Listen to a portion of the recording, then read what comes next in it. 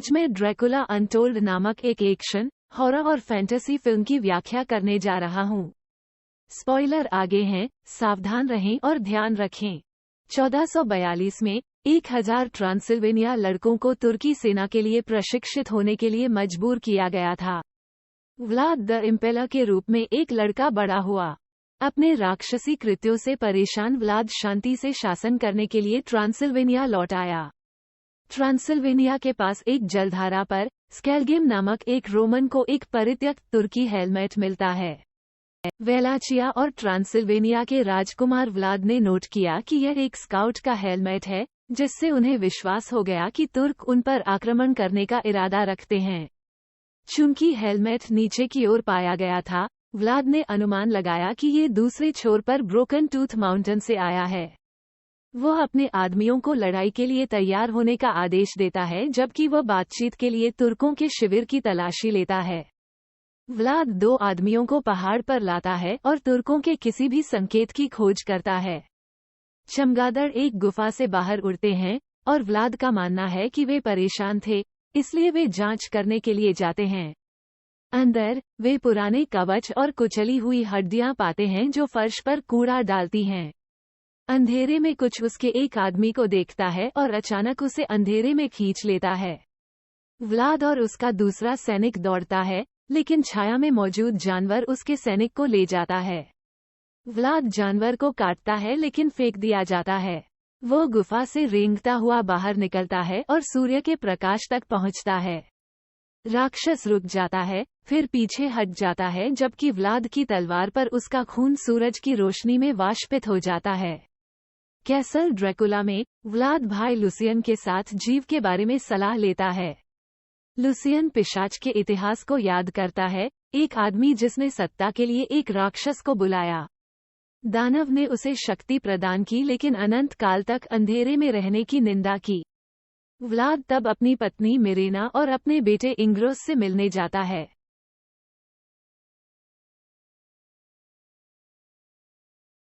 वे उसका गर्मजोशी से स्वागत करते हैं, लेकिन मिरेना ने नोटिस किया कि कुछ उसे परेशान कर रहा है। अपने बेडरूम में मिरेना पूछती है कि व्लाद पर किसने हमला किया, और वह उसे बताता है कि यह भेड़िए थे। वह अपने आदमियों के लिए शोक मनाता है, फिर बताता है कि कैसे उसे कम उम्र में युद्ध के लिए भेजा गया था। वो अब और कभी नहीं लड़ना चाहता है, इसलिए मिरेना उसे याद दिलाती है कि वो घर पर सुरक्षित नहीं है। अगले दिन ओटोमन जनरल हमजा बे के आने पर उनकी ईस्टर की दावत रुक जाती है। व्लाद सुल्तान को श्रद्धांजलि के रूप में चांदी के सिक्कों का एक संदूक पेश करता है, लेकिन हमजा बे ने उस पर अपने स्काउट्स की हत्या का आरोप लगाया। व्लाद इससे इनकार करता है, फिर उसे श्रद्धांजलि लेने और जाने के लिए कहता है। हालांकि हमजा बे ने खुशी से घोषणा की कि सुल्तान अपनी सेना की सेवा के लिए 1000 लड़कों की मांग करता है। शहरवासी विरोध करते हैं, लेकिन हमजा बे अपनी सेना में युवकों को नियुक्त करना जारी रखता है। जब एक पिता एक तुर्की सैनिक से अपने बेटे को नहीं लेने के लिए विनती करता है, तो सैनिक उसका हाथ काटने के लिए अपना ब्लेड दिखाता है। तो व्लाद ने सिपाही को दीवार से लगा दिया। हमजा बे व्लाद को याद दिलाता है कि उसके पास कोई सेना नहीं है और इसलिए उसके पास आज्ञा मानने के अलावा कोई विकल्प नहीं है। वो फिर अपने आदमियों को इकट्ठा करता है और उनकी श्रद्धांजलि के साथ निकल जाता है। व्लाद के सलाहकार कजान उनसे आग्रह करते हैं कि वे अपने लोगों की रक्षा के लिए जो कुछ भी करना चाहिए वह करें। उस शाम व्लाद इंग्रास को स्वीकार करता है कि उसके पिता ने उसे सुल्तान के प्रति अपनी वफादारी साबित करने के लिए एक शाही बंधक के रूप में दिया था, लेकिन वो इंग्रास से वादा करता है कि चिंता की कोई बात नहीं है।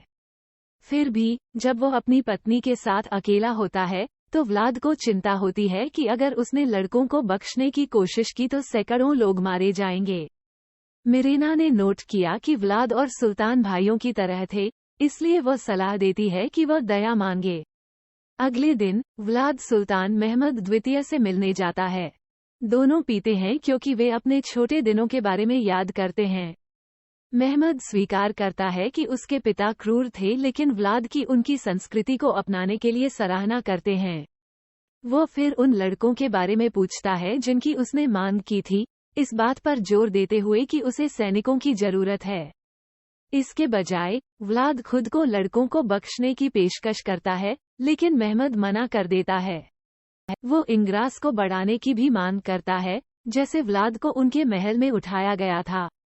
वो आश्वासन देता है कि व्लाद अपना सिंहासन रखेगा, लेकिन महमद के जनरल उसकी देखरेख करेंगे। व्लाद ने उस पर पुनर्विचार करने के लिए विनती की, लेकिन महमद ने उसे केवल और बेटे पैदा करने की सलाह दी। जल्द ही व्लाद अपने परिवार से एक समाशोधन में मिलता है, क्योंकि वे अपने बेटे को तुर्कों को सौंपते हैं।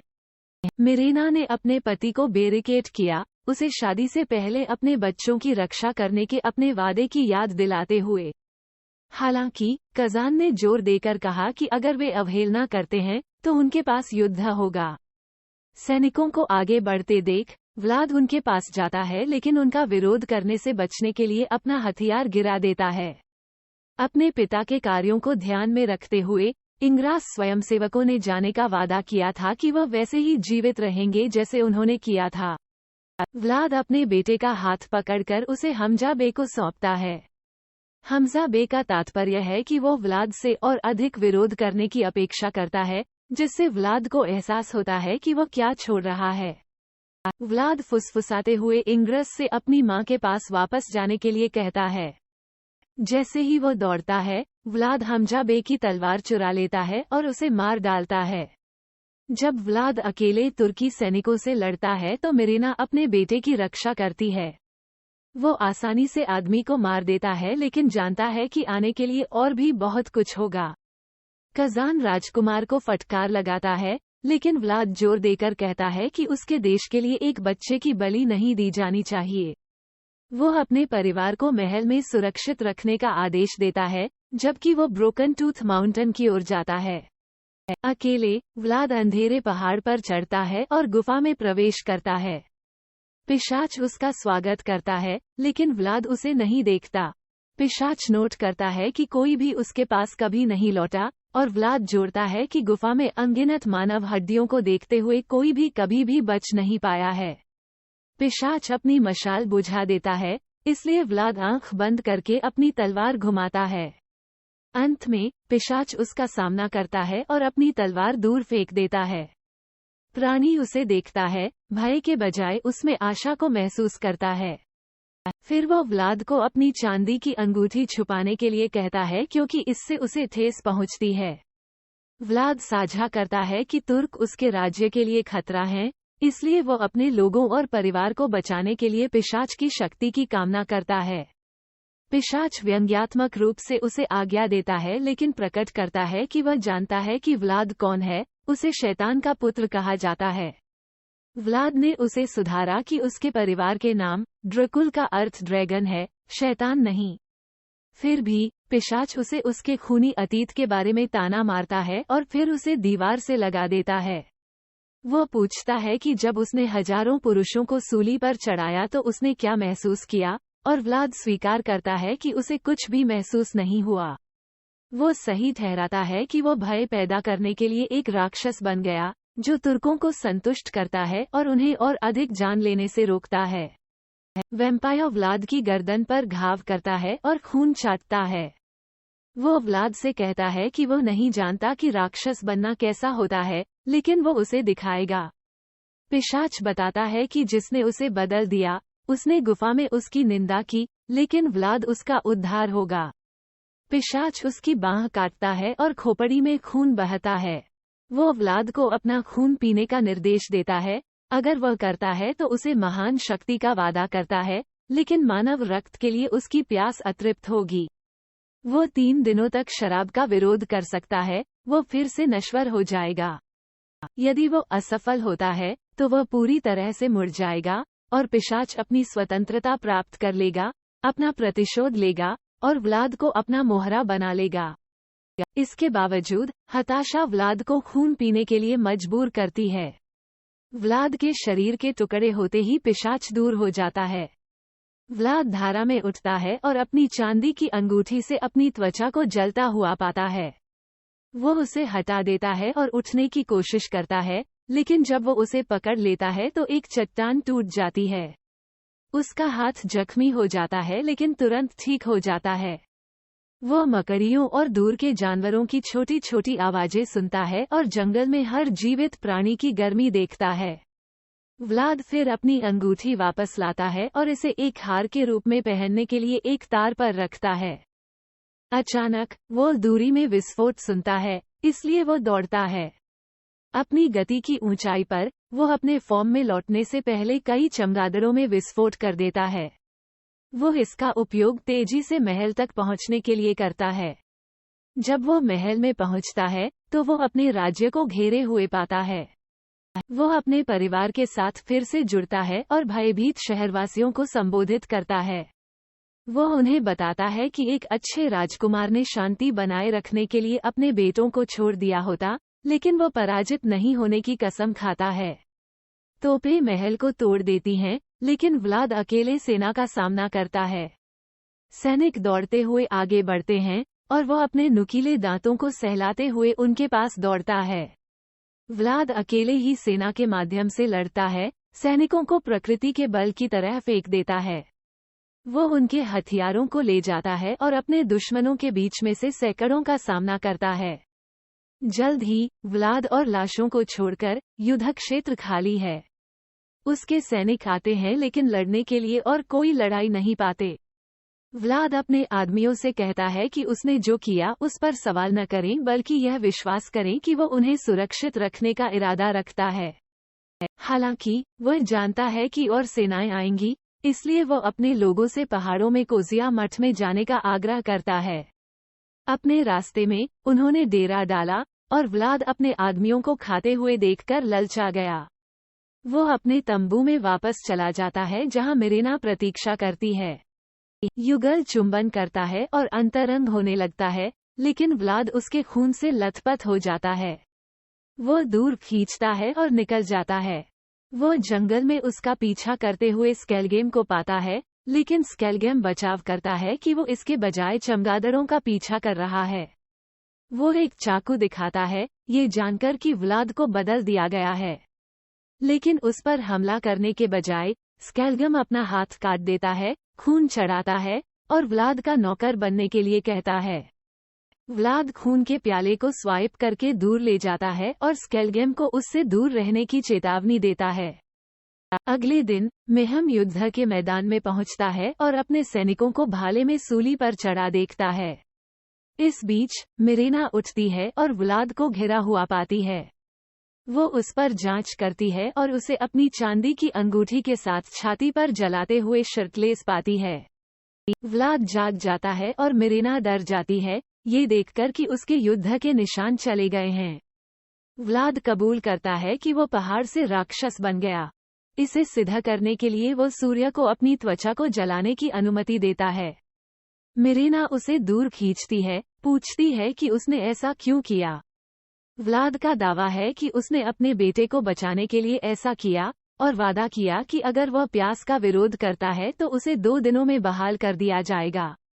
व्लाद मिरेना से शहरवासियों को मठ में ले जाने के लिए कहता है, जबकि वह महमद को पकड़ लेता है। महमद के आदमियों की तलाश करने के लिए चमगादड़ में बदलने से पहले व्लाद सूर्यास्त का इंतजार करता है। हालांकि महमद के सैनिक शहरवासियों के बजाय घात लगाते हैं। लड़ाई जारी है। उसका एक आदमी दिमित्रु मिरेना और इंग्रोस को सुरक्षा के लिए ले जाता है, लेकिन वे घिर जाते हैं। दिमित्रु सैनिकों की रक्षा के लिए लड़ता है और घातक रूप से घायल हो जाता है। मिरेना ने इंग्रोस को दौड़ने का निर्देश दिया, लेकिन इससे पहले कि सैनिक हमला कर पाते, चमगादड़ उसे विचलित कर देते हैं। जब वो चट्टान के पास पीछे हटता है तो व्लाद अपने पार्श्विक रूप में प्रकट होता है और सैनिक गिर जाता है। दिमित्रु उसे देखकर डर के मारे रेंगता है, लेकिन व्लाद उसे तब तक दिलासा देता है जब तक वो मर नहीं जाता। दिमित्रु का खून व्लाद को ललचाता है, लेकिन वो अपने बेटे के रोने की आवाज सुनकर विरोध करता है। आखिरकार नगरवासी मठ तक पहुंचते हैं। खजान पहुंचने पर व्लाद को जाने के लिए डांटता है। हालांकि व्लाद उसे शांत करता है और सख्ती से अपने लोगों से प्रार्थना करना बंद करने के लिए कहता है, क्योंकि यह उनकी रक्षा नहीं करेगा। इसके बजाय वो उन्हें युद्ध के लिए तैयार करता है। इस बीच महमद को अफवाहों के बारे में पता चलता है कि व्लाद एक राक्षस बन गया है।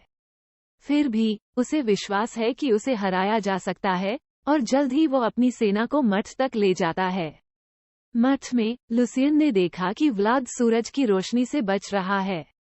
ये जानते हुए कि वो क्या बन गया है, वो व्लाद के पीछे पीछे फौज तक जाता है और एक चांदी की तलवार दिखाता है। लुसियन व्लाद को मारने की पेशकश करता है ताकि वो पश्चाताप कर सके, लेकिन व्लाद मना कर देता है। लुसियन तंबू को काटता है, लोगों को दिखाता है कि कैसे सूरज की रोशनी उसकी त्वचा को जला देती है। लोग डर के मारे चिल्लाते हैं क्योंकि उनका राजकुमार छाया में छिप जाता है। वे तब उसकी मौत के लिए चिल्लाते हैं, जबकि मिरेना उनसे उसे बख्शने की भीख मांगती है। जब वो अंदर होता है तो सैनिक तंबू को जला देते हैं और मिरेना और इंग्रोस को दृश्य से दूर खींच लिया जाता है। अंदर से एक गुर्राहट लोगों को शांत करती है। मिरेना ने अपने पति का सामना करते हुए इंग्रोस को अंदर ले लिया, जो आग की लपटों में तंबू से बाहर निकलता है। व्लाद ने उन्हें उनकी बेवफाई के लिए फटकार लगाई, उन्हें याद दिलाया कि वे उनके बलिदान के कारण बच गए हैं। मिरेना उसे शांत करती है, इसलिए व्लाद अपने लोगों को युद्ध के लिए तैयार होने का आदेश देता है। व्लाद चर्च में राक्षस बनने का विरोध करने की शक्ति के लिए प्रार्थना करने जाता है।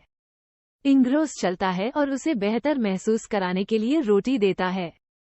व्लाद अपने बेटे के साथ रोटी बांटता है और नोट करता है कि वो एक महान नेता बनेगा क्योंकि वो दूसरों की परवाह करता है।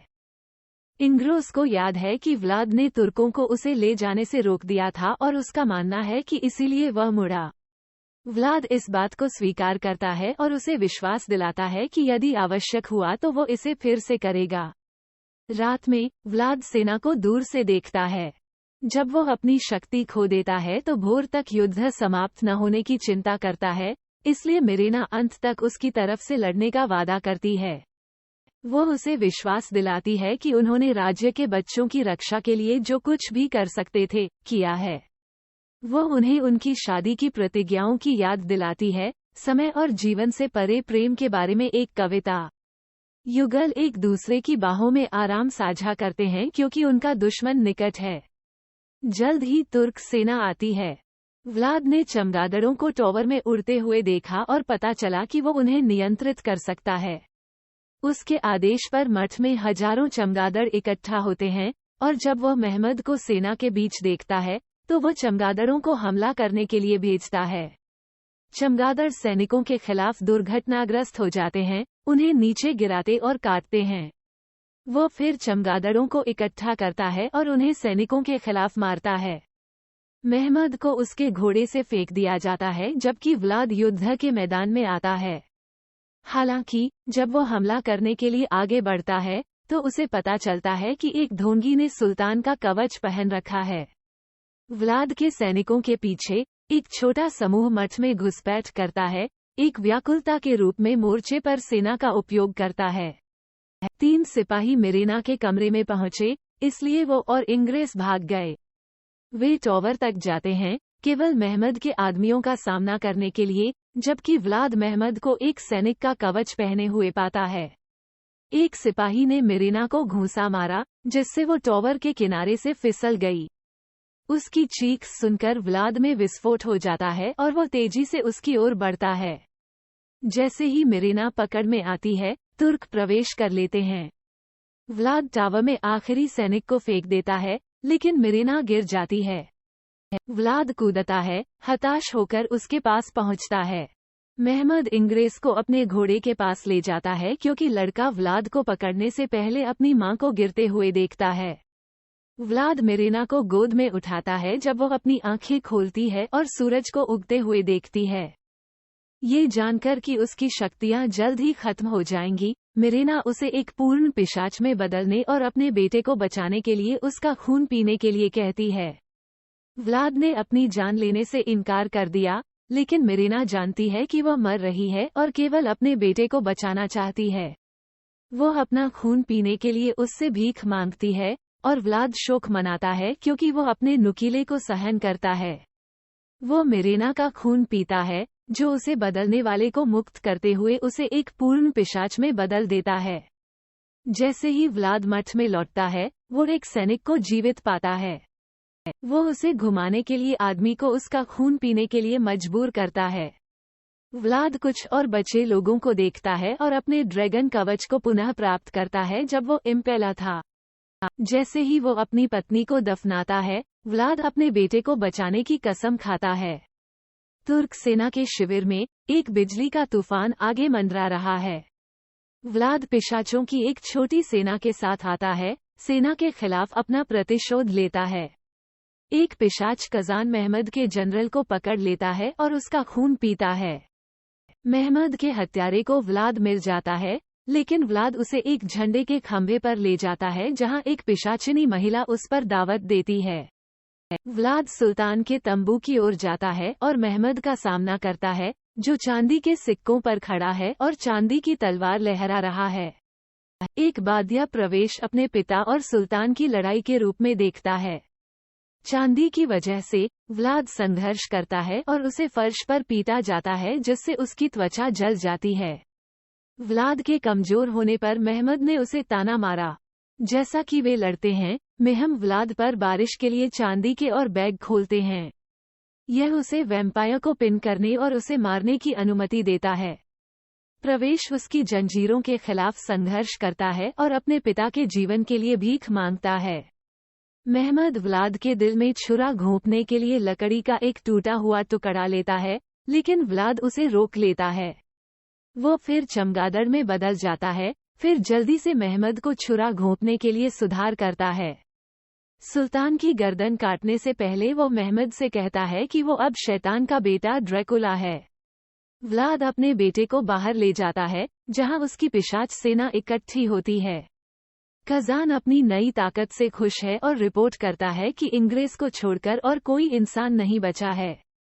अचानक वैम्पायर उनके चारों ओर इकट्ठा हो जाते हैं क्योंकि कजान सुझाव देता है कि व्लाद का बेटा केवल एक व्याकुलता है।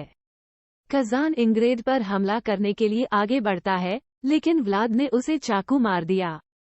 कजान उनके सामने बिखर जाता है और व्लाद अपने बेटे को दूसरों से बचा लेता है। अचानक लुसियन आता है, एक पवित्र क्रॉस की ब्रांडिंग करता है जिससे पिशाच डरते हैं। वो व्लाद से उसे बच्चा देने के लिए विनती करता है।